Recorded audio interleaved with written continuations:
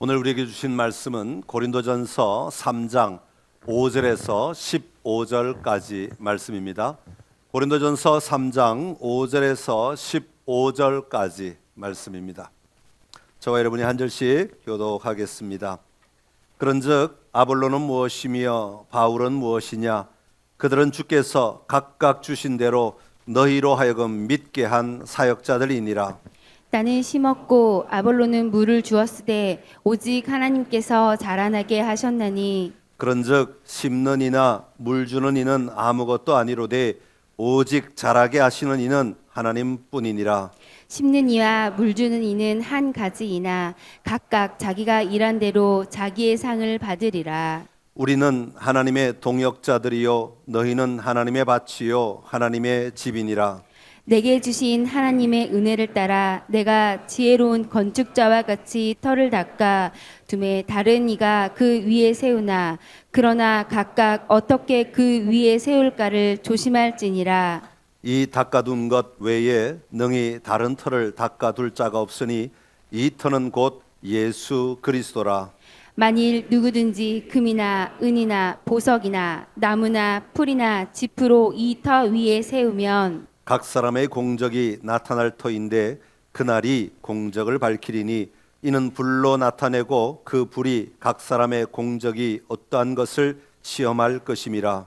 만일 누구든지 그 위에 세운 공적이 그대로 있으면 상을 받고 누구든지 그 공적이 불타면 해를 받으리니 그러나 자신은 구원을 받되 불 가운데서 받은 것 같으리라. 아멘.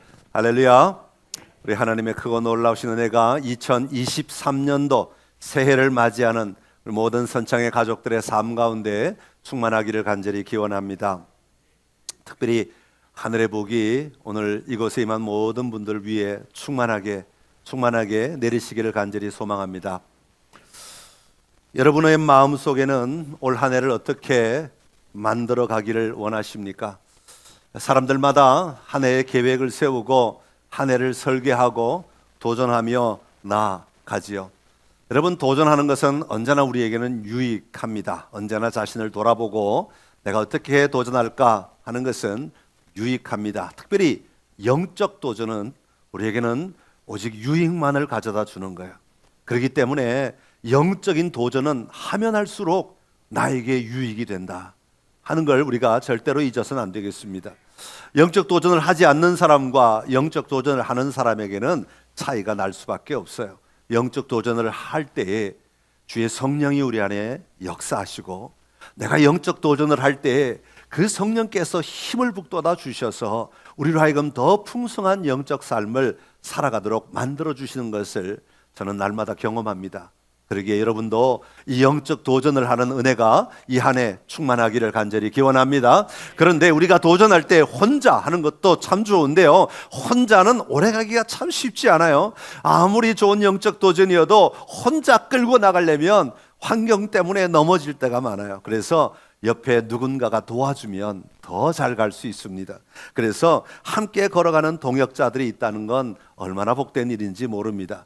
바라기는 올 한 해 우리 선창의 모든 가족들에게 이 영적 동역자가 생기기를 간절히 소망합니다. 그래서 옆에서 도와주고 옆에서 함께 움직이고 함께 격려하고 함께 세워가는 동역자들로 말미암아 우리가 더 큰 기쁨을 누리며 살아가는 것, 이것이 우리의 소망이지요.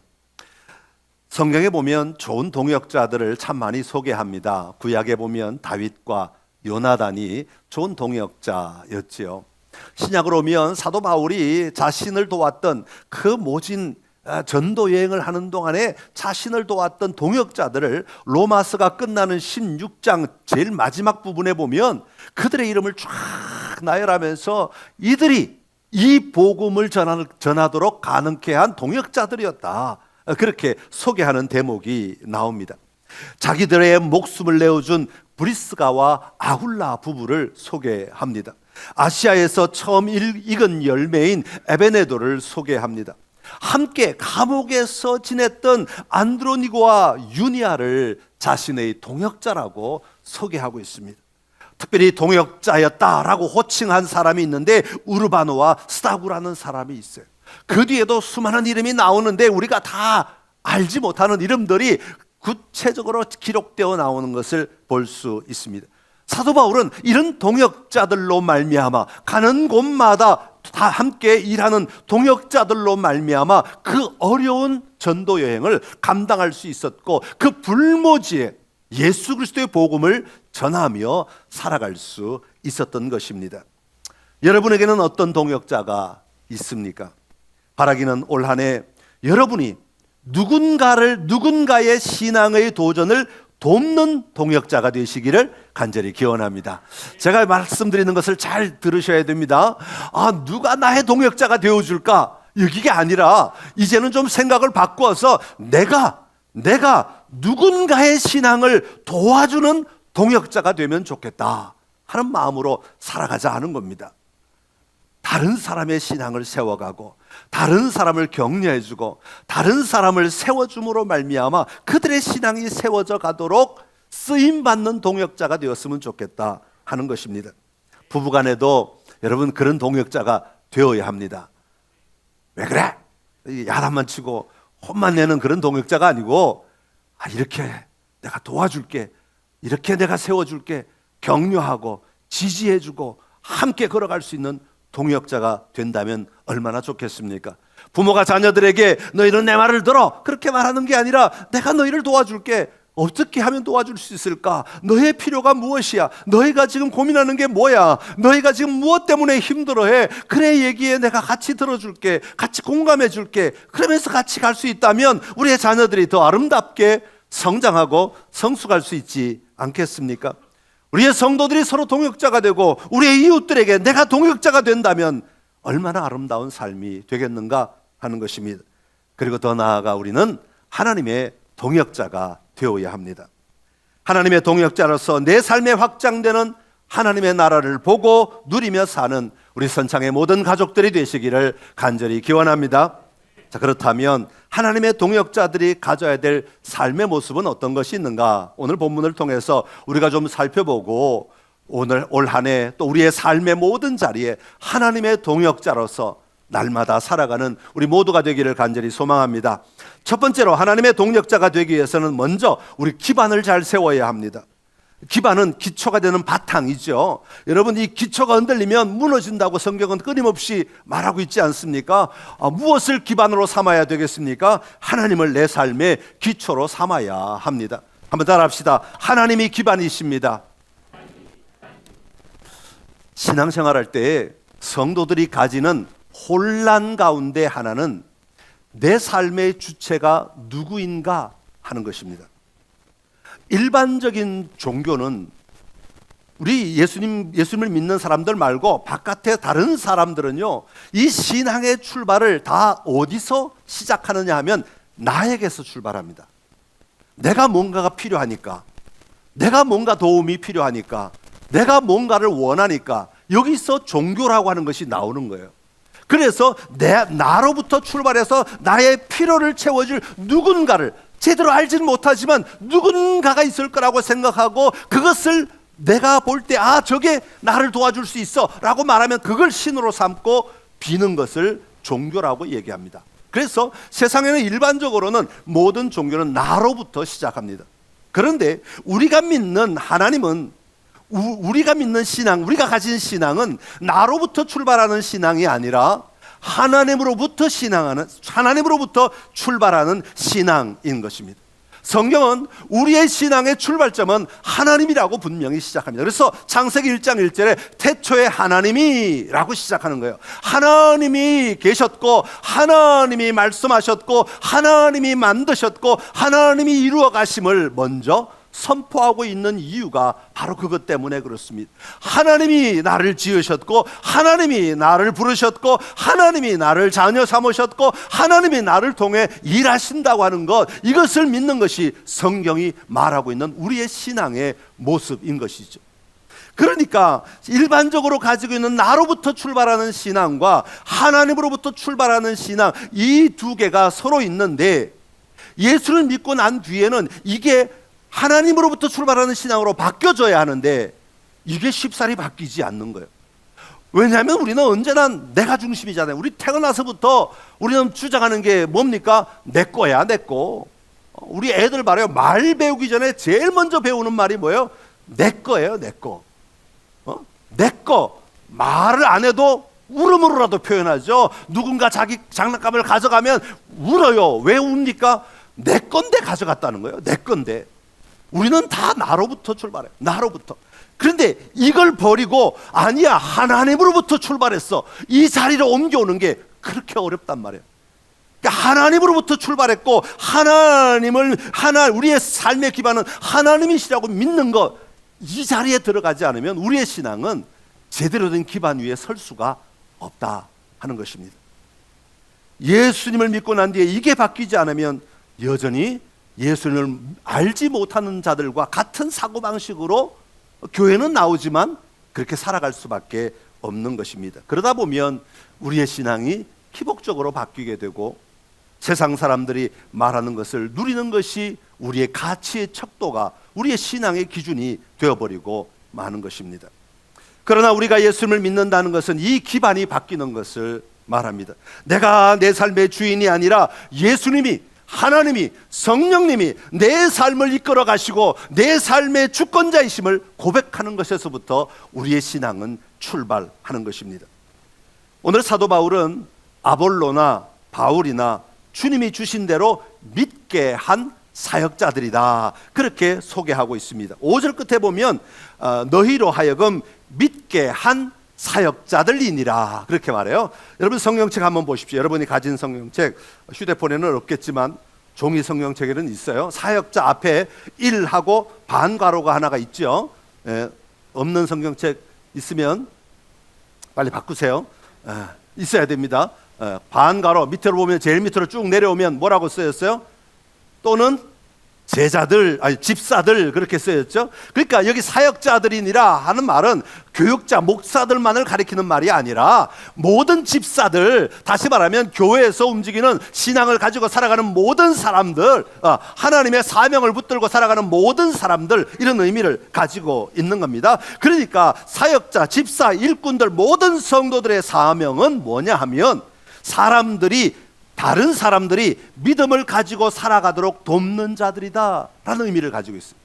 그러니까 다른 사람이 내 믿음을, 내가 세워지도록 나를 돕게 하는 사람이 아니라 다른 성도들을 내가 도와줌으로 말미암아 그들이 믿음을 가지고 설 수 있도록 도와주는 자들을 가리켜서 사역자들이다, 그렇게 말하고 있는 겁니다. 다른 번역에 한번 봤어요. 어떻게 번역하고 있나 하고 봤더니 이렇게 번역해놨어요. 우리의 주인이신 하나님께 여러분의 삶을 맡기는 법을 배우게 한 종일 따름입니다. 그러니까 다른 사람들로 하여금 우리의 삶을 하나님께 맡기도록 잘 안내해주고 도와주는 종이다, 그렇게 말하고 있는 겁니다. 이것은 무엇을 말합니까? 우리가 알아야 하고 누려야 하고 발을 딛고 살아가야 하는 기반은 바로 하나님이시고 그 하나님께 어떻게 내 삶을 맡기고 살아가느냐, 이것이 우리 신앙의 가장 중요한 기반이라고 말하고 있는 겁니다. 그러면서 사도 바울은 뭐라고 말하냐면 나는 심었고 아볼로는 물을 주었으되 오직 하나님께서 자라나게 하신다, 그렇게 말하고 있어요. 우리는 어느 순간에 물 줄 수 있는 사람이고 어느 순간에 심으라 그러면 심는 사람이지만 그 생명을 다스리는 분은 궁극적으로는 하나님이시다라는 것을 말씀하고 있는 겁니다. 그러면서 9절에 우리는 그래서 하나님의 동역자다, 그렇게 말하고 있는 겁니다. 여러분 한번 따라합시다. 나는 하나님의 동역자입니다. 믿으십니까? 예, 하나님이 하시는 일에 우리를 부르셔서 참여하게 하신 것입니다. 그러기에 내 일을 하는 것이 아니라 하나님의 일을 이루어지도록 하는 사람이라고 하는 것입니다. 사랑하는 성도 여러분, 내 삶의 근원이 하나님이심을 인정한다는 것은 이제부터는 우리의 시각에 변화가 일어나기 시작해야 한다는 것을 의미하는 것입니다. 우리가 발을 딛고 살아가는 삶의 현장에서 이제 내 삶의 기반이, 내 삶의 근원이 하나님이시라면 우리는 우리의 시각이 바뀌어져야 된다. 시력이 바뀌는 것이 아니라 시각이 바뀌어져야 된다는 것입니다. 어떻게 바뀌어야 됩니까? 내가 살아가는 모든 삶의 현장이 바로 하나님의 나라이다 라는 것을 보며 누리며 사는 자가 되어야 한다 하는 것입니다. 하나님의 삶의 기반을 가지고 살아가는 사람들은 어디에 가든지 이것이 바로 하나님의 나라이다 라는 것을 인식하며 살아야 한다는 겁니다. 여러분의 가정이 하나님의 나라임을 보며 살아가시기를 간절히 기원합니다. 여러분의 직장이 하나님의 나라임을 인정하고 살아가시기를 바랍니다. 여러분이 만나는 사람들 속에, 함께 관계하는 사람들 속에 들어갔을 때 여러분이 바로 그것이 하나님의 나라임을 인식하며 바라보며 사는 자가 되어야 한다는 것입니다. 이건 무슨 말입니까? 하나님의 나라인데 이 하나님의 나라에 나를 하나님의 동역자로 부르셨으니 내가 여기서 할 역할이 무엇인가? 내가 어떻게 저들로 하여금 하나님과 함께 살아가는 자들로 세워갈 것인가 하는 것을 우리는 늘 인식하며 살아가야 한다 하는 것입니다. 나 때문에 하나님의 나라가 확장되고 나 때문에 하나님을 발견하지 못하던 사람들이 하나님을 발견할 수 있도록 도와주고 세워가는 삶을 사는 자들이 되어야 한다 하는 겁니다. 이 말은 다른 말로 바꾸면 모든 삶의 자리에서 하나님의 마음을 알아가고 하나님의 뜻을 분별하고 하나님의 관점으로 바라볼 수 있어야 한다는 것입니다. 내가 하는 일을 통해 하나님의 마음을 알아가는 삶, 여러분 이 삶이 여러분의 가정 안에 넘쳐나기를 바라고 여러분의 삶의 자리에서 넘쳐나기를 간절히 소망합니다. 여러분 언제나 올 한 해 우리가 마음속에 계속해서 외쳐야 될 것은 내 삶 속에 확장되는 하나님의 나라입니다. 한번 따라합시다. 내 삶 속에 확장되는 하나님 나라. 삶 속에 확장되는 하나님의 나라. 확장하는 하나님의 나라가 아니라 확장되는 하나님의 나라. 왜? 하나님이 주권으로 다스리시기 때문에 확장되는 하나님 나라입니다. 여러분 우리는 늘 어떻게 하면 내가 있는 곳이 하나님의 나라이고 그 하나님의 나라에서 내가 하나님의 동역자로 쓰임받아 하나님의 나라가 확장되는 것을 볼 것인가? 이것이 우리의 언제나 생각 속에 우리의 마음 속에 언제나 있어야 할 것입니다. 여러분 교회 안에서 먼저 그 삶을 훈련하시고 또 나가서 우리 삶의 자리에서 여러분의 가정에서 그 삶을 살아가심으로 말미암아 하나님의 통치와 하나님의 인도하심을 날마다 누리며 사는 우리 선창의 모든 가족들이 되시기를 간절히 기원합니다. 두 번째로 하나님과 동역하기 위해서는 하나님의 기반 위에 어떻게 집을 세우는가가 중요하다고 말씀하고 있습니다. 아무리 기반이 든든해도 나는 하나님을 믿습니다 해도 잘못 세우면 엉뚱하게 살면 여러분 기반조차도 무너지고 마는 그런 어리석은 결과를 낳게 되는 것이죠. 언제부터인가 이 한국 사회가 가지고 있는 생각들, 사고들이 교회가 가지고 있는 생각들, 사고들과 거의 같아져 가고 있는 것을 봐요. 여러분 원래는 같으면 안 돼요. 우리는 말씀에 기반한 사람들이기 때문에 세상이 가지고 있는 가치와 관점과 태도들과는 분명히 다른 가치를 가지고 살아가는 자들입니다. 그렇기 때문에 세상이 자기들과 다르다고 배척하기도 하고 자기들이 생각하는 것을 따르지 않는다고 우리를 무시하기도 하고 그렇습니다. 그게 정상이에요. 사람들이 배척하고 무시하는 게 정상이에요. 그런데 어느 때인가부터 우리 사회는 이게 같이 같아지고 있어요.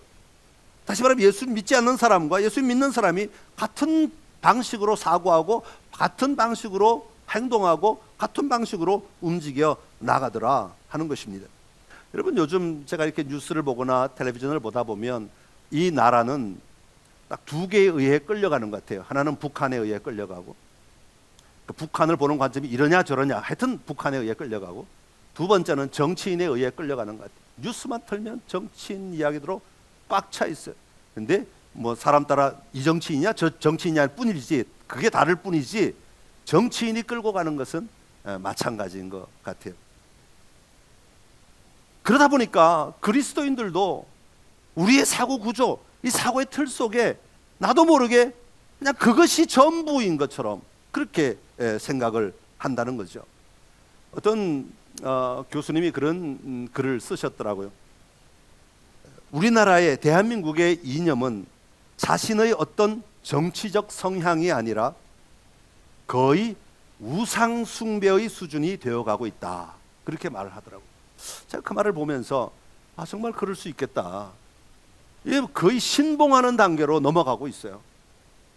거의 신봉의 단계로. 그러니까 그냥 여러분 정치적 견해 가지지 말라는 얘기 아닙니다. 여러분, 저도 정치적 견해가 있고 여러분도 정치적 견해가 있고 옆에 앉으시면 다른 정치적 견해 가질 수 있어요. 누구나 자신이 좋아하는 사람이 있고 자신이 좋아하는 방식이 있고 자신이 원하는 틀이 있고 자신이 살아온 배경이 있고 환경이 있기 때문에 다 달라요. 가지지 말라는 얘기 아닙니다. 정치적 견해 누구나 자기의 성향대로 있을 수 있습니다. 그러나 그것은 하나의 정치적 경향일 뿐이지 우리의 우상이 되면 안 된다, 그 말이에요.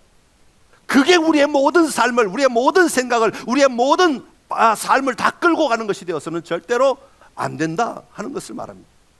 사도 바울은 오늘 보면 10절에 보면 내가 지혜로운 건축자와 같이 터를 닦아 두었다, 그렇게 말하면서 뭐라고 말합니까? 다른 이가 그 위에 세우나 그러나 각각 어떻게 그 위에 세울까를 조심할지니라 그랬어요.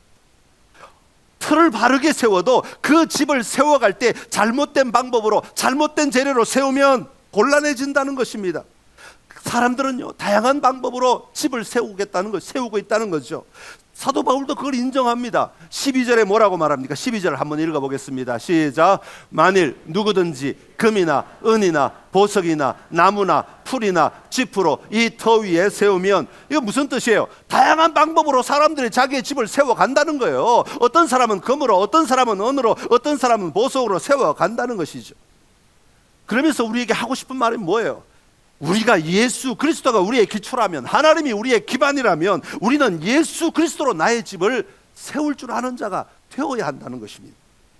예수 그리스도가 나의 기초라고 하면서도 여전히 집을 세울 때는 내 방식대로, 내 생각대로, 세상의 흐름대로 다른 사람을 따라 재료를 사용해서는 안 된다는 것을 말씀하고 있는 겁니다. 그래서 사도 바울은 각각 어떻게 그 위에 세울까를 조심할지니라, 그렇게 말하고 있어요. 조심하라는 것은 주의를 기울여라, 그런 뜻입니다. 다른 말로 하면 눈을 부릅뜨고 인지한 상태에서 통찰력을 가지고 건축을 해야 된다. 좀 쉽게 얘기하면 생각하며 건축해야 된다, 그런 얘기. 생각하며 건축해야 된다. 그러면 여러분, 우리가 가져야 될 통찰은 뭐겠습니까? 그것은 바로 예수 그리스도 아니겠습니까? 예수님이 이 땅에 오셔서 하나님의 나라를 선포하시고 세워가실 때 사용하신 방법은 무엇이겠습니까? 어떻게 예수님이 하나님의 나라를 세워가셨습니까? 예수님의 방법을 한마디로 요약하라고 한다면 그것은 바로 사랑입니다. 어느 날 한 사람이 예수님께 와서 묻습니다. 선생님, 율법 중에서 어느 계명이 큽니까? 그럴 때 예수님이 뭐라고 대답하십니까? 마태복음 22장 37절 39절입니다. 같이 읽습니다.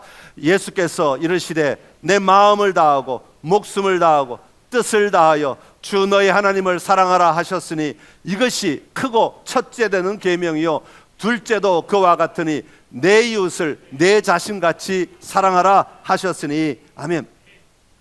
예수님은 요한복음에서 다시 이렇게 말합니다. 요한복음 13장 말씀 시작. 새 계명을 너희에게 주노니 서로 사랑하라. 내가 너희를 사랑한 것 같이 너희도 서로 사랑하라. 너희가 서로 사랑하면 이로써 모든 사람이 너희가 내 제자인 줄 알리라. 아멘.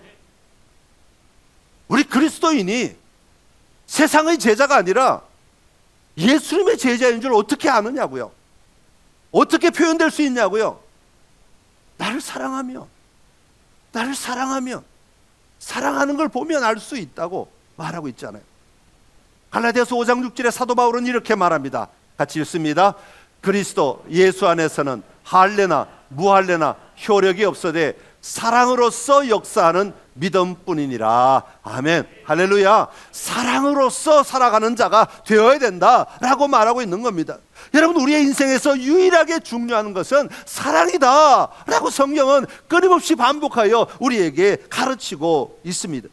여러분, 우리가 주님 앞에 설 때 주님은 여러분이 이 세상에서 돈을 얼마나 벌었느냐 이건 묻지 않으실 것입니다. 자녀들에게 돈을 얼마나 물려줬느냐 이건 묻지도 않을 겁니다. 회사에서 어떤 직책을 가졌느냐 이건 묻지도 않을 것입니다. 어떤 견해를 가지고 살았느냐 이건 묻지도 않으실 것입니다. 오직 한 가지, 주님이 하라고 하신 일을 했느냐 주님이 우리에게 뭘 부탁했어요? 사랑하라고. 그걸 했느냐고. 내가 부탁한 일을 했느냐고. 내가 가르친 일을 했느냐고. 내가 보여준 일을 했느냐고. 주님은 거기에 관심이 있는 거예요. 그것 했느냐고 물으시지 않으시겠습니까? 너희가 나를 정말 사랑했느냐? 나를 이용했느냐? 나를 사랑했느냐? 너희가 정말 이웃을 사랑했느냐? 너희가 정말 가족을 사랑했느냐? 너희가 정말 교회를 사랑했느냐? 주님은 그것 물으신다는 겁니다. 그것 물으신다는 거예요. 사랑했느냐? 그러니까 또 영화에 보니까 그런 게 나오더라고요. 길을 다니다가 어떤 여자를 봤는데 너무 반했어. 저 여자에 사랑이 생겼어. 막 사랑이 막 타오르는데 너무 사랑하니까 저 여자는 반대하고 막 만나주지도 않고, 그러니까 어떻게 해요? 납치를 해요. 그리고 지하실에 가도 수갑을 채워. 그래놓고는 사랑한다고 말해. 지하실에 가서 문 열고 들어가서 내가 당신을 사랑한다고 말해. 내 사랑을 받아주라고 말해. 여러분, 이건 잘못된 사랑이에요. 이건 사랑이 아니에요. 그럼 많은 사람들이 사랑이라는 이름하에 잘못된 사랑을 하면서 나는 사랑했다고 말해요. 사랑했다고. 그건 사랑이 아니에요.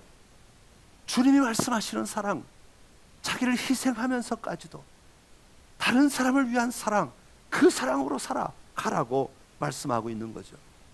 사도 바울은 고린도전서 13장에서 시작하면서 이렇게 말해요. 같이 읽어볼까요? 시작. 내가 사람의 방언과 천사의 말을 할지라도 사랑이 없으면 나는 구리와 울리는 꽹가리가 되고, 내가 예언하는 능력이 있어 모든 비밀과 모든 지식을 알고 또 산을 옮길 만한 모든 믿음이 있을지라도 사랑이 없으면 내가 아무것도 아니요, 내가 내게 있는 모든 것으로 구제하고 또 내 몸을 불살하게 내줄지라도 사랑이 없으면 내게 아무 유익이 없느니라. 아멘.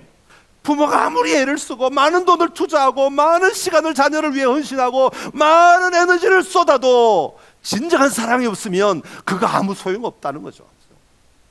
무슨 소용이 있겠어요? 자녀를 내 마음대로 내가 원하는 대로 막 만들어 가려고 하고 막 휘두르려고 한다면 그게 무슨 의미가 있겠어요?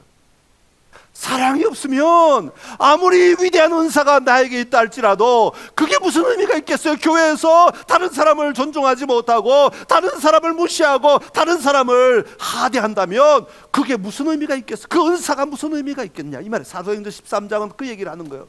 그게 무슨 의미가 있겠느냐고. 무슨 의미가. 내가 진정한 사랑으로 가족을 사랑하지 못하는데 가족들에게 내가 뭘 요구한다면 그게 무슨 의미가 있겠느냐 말이에요. 내가 진정으로 세상을 바라보지 못하고 주님의 마음으로 사랑하지 못하는데 세상을 향하여 내가 무언가를 요구한다면 그게 무슨 의미가 있겠는가? 사랑하는 성도 여러분, 우리는 어떤 일을 할 때 그러면 어떻게 해야 됩니까? 이 질문을 많이 해요. 그래서 방법을 알려달라고 하죠. 그런데 제가 말씀 준비하면서 가만히 보니까 어떤 방법을 알려주는 것은 사람마다 다 달라요. 적용하는 방법은 다 달라요. 그런데 진심으로 사랑하면 그 상황에 맞는 방법이 나오게 된다는 거예요. 내가 주님을 따라 살아가면 주님이 그 방법을 알려주신다는 거예요. 그래서 우리는 그 방법에 순종하며 살아가면 되는 거예요. 그런데 우리는 자꾸 방법만 알면 사랑이 되는 줄 알아요. 그런데 그렇지 않아요. 그렇지 않아요. 진정한 사랑이 있으면 우리 안에 방법이 나오게 돼요. 그리고 진정으로 자식을 사랑하면 자식을 잘 양육할 방법이 나오게 될 줄로 믿습니다. 여러분이 이루지 못한 꿈을 이루는 대용품으로 생각하지 말고 그 영혼을 한 존재로 하나님이 주신 선물로 정말 인정하고 사랑하면 그 자녀를 어떻게 키울지 하나님이 방법을 알려주실 겁니다. 그 마음으로 살면, 그 마음으로 양육하는. 오늘 우리 안에 이 사랑이 세워지기를 간절히 소망합니다. 이 사랑으로 집을 지어 가시기를 바랍니다. 사랑으로 여러분 건축해 나가는 복된 삶이 우리 모두의 삶이 되기를 간절히 기원합니다. 마지막으로 하나님과 동역하기 위해서는 목적이 분명해야 합니다. 기반이 하나님이고 사랑의 방법으로 건축하고, 그러면 이 건축이 어디로 가야 되느냐, 분명한 목적을 봐야 되죠. 여러분, 우리는 매일 목적을 세웁니다. 오늘도 1월 1일이니까 여러분 오시면서 목적 세우셨죠? 올 한 해 내가 뭘 하리라.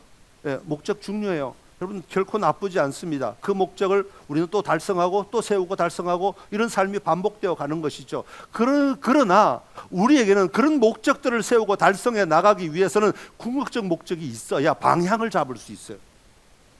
마지막 골 지점이 분명해야 오늘 내가 그걸 위해서 이 10m를 어떻게 갈까, 다음 10m를 어떻게 갈까, 다음 10m를 어떻게 갈까 결정된다 그 말입니다. 우리에게 궁극적인 목적지, 그걸 가리켜서 저는 위대한 목적이라고 부르고 싶어요. 왜냐하면 그것은 변함이 없는 최고의 목적이기 때문에 그렇습니다. 여러분이 가지고 있는 궁극적 목적지는 어디입니까? 가장 궁극적 목적, 위대한 목적은 어디입니까? 세례 요한은 하나님의 나라라고 그것을 선포했어요. 예수님도 이 땅에 오셔서 회개하라 천국이 가까이 왔느니라, 하나님의 나라라고 그것을 궁극적 목적지를 선포했습니다. 사도 바울도 하나님의 나라가 우리가 가야 될 궁극적 목적지라고 선포했습니다. 여러분 우리가 이 땅에 살면서 순간순간 중요한 것 참 많이 있습니다. 여러분 그걸 무시하지 마십시오. 내가 오늘 감당해야 될 것들을 잘 감당해야, 오늘 내가 이루어야 될 것들을 잘 이루는 것은 참 복된 삶입니다. 그러나 그것이 전부가 아님도 잊지 말아야 합니다. 여러분이 학교 다니는 것 평생 다닙니까? 그렇지 않아요. 여러분 직장 다니는 것 평생 다닐 수 있습니까? 그렇지 않아요. 여러분의 자녀가 평생토록 여러분의 품 안에 있습니까? 그렇지 않아요. 우리는 때가 있어요. 그걸 감당해야 될 때가 있어요. 그걸 누려야 할 때가 있어요. 그러나 우리가 궁극적 목적지는 변하지 않아요. 우리가 주님 앞에 가는 그날까지 변하지 않아요. 흔들리지 않아요. 우리는 그걸 바라보며 사는 자들이 되어야 하는 겁니다. 오늘 본문에 보면 시편 145편 13절은 이렇게 말합니다. 같이 읽습니다. 시작. 주의 나라는 영원한 나라이니 주의 통치는 대대에 이르리이다. 아멘. 할렐루야. 주의 나라는 영원한 나라입니다. 오늘 본문에 보면 사도 바울은 각 사람의 공적이 나타날 터인데 그 날이 공적을 밝히게 될 거다 그렇게 말해요. 그 날이, 우리가 마침내 맞이하게 되는 주님 앞에 서는 그 날이 우리의 모든 삶을 조명받게 될 것이다 그렇게 말해요. 그때 우리가 세웠던 것들을 불로 태울 것인데 불에 타지 않고 남아있는 것이라면 상을 받게 되겠지만 불에 태워질 것이라면 그건 의미가 없는 것이 되고 말 것이다 하는 겁니다. 여러분 오늘 열심히 살아야 합니다. 오늘 건강해야 합니다. 오늘 우리가 누려야 될 지위가 있다면 잘 사용해야 합니다. 오늘 무엇인가 의미가 있어야 합니다. 그러나 우리는 궁극적인 목적지, 이 위대한 목적을 가지고 살아갈 때 이것들을 가지고 살아가는 삶에 흔들림이 없이 올곧게 그 길을 걸어갈 수 있게 되는 것입니다. 바른 선택을 할 수 있고 바른 결정을 할 수 있고 바른 삶의 행동들을 할 수 있는 힘이 나오게 되는 것입니다. 요한일서 2장 17절은 이렇게 말합니다. 시작. 이 세상도 그 정욕도 지나가되 오직 하나님의 뜻을 행하는 자는 영원히 거하느니라. 아멘. 할렐루야. 사랑하는 성도 여러분, 2023년도는 저와 여러분에게 하나님이 주신 선물인 줄로 믿습니다. 선물로 받으십시오. 하나님이 선물로 줬기 때문에 우리는 소중하게 다루어야 됩니다. 하루하루를, 몇 시간을 헛되이 보내서는 안 되고 최선을 다해 살아야 합니다. 그러나 이 날들을 살아갈 때 궁극적 목적지를 우리가 절대로 잊어서는 안 됩니다. 하나님의 나라를 날마다 세워가는 삶이 우리 모두의 삶이 되기를 간절히 축원합니다. 이 한 해 살아가면서 삶 속에 확장되는 하나님의 나라를 보고 기뻐하며 즐거워하는 삶이 우리 선창의 마음 안에 충만하기를 간절히 축원합니다. 기도하겠습니다. 생명의 주권자이신 우리 하나님 아버지, 한 해를 우리에게 주셔서 감사합니다. 우리에게 주신 이 귀한 시간을 헛되이 보내지 않게 하시고 아버지 하나님 앞에 부끄럼 없이 살아갈 수 있도록 축복하여 주옵소서. 그러기 위해서는 우리의 삶의 기반이 든든해야 할 줄로 압니다. 하나님이 나의 삶의 기반임을, 예수 그리스도가 내 삶의 기반임을, 성령 하나님이 내 삶을 움직이고 계심을 보며 살아가게 하여 주옵시고 누리며 살아가게 하여 주옵소서. 그 위에 집을 세워야 할 터인데 우리 주님의 방법대로 사랑하며 살아가는 저희들 되게 하여 주옵시고 위대한 목적지를 바라보며 올곧게 달려갈 수 있도록 함께하여 주옵소서. 예수님의 이름으로 기도드리옵나이다. 아멘.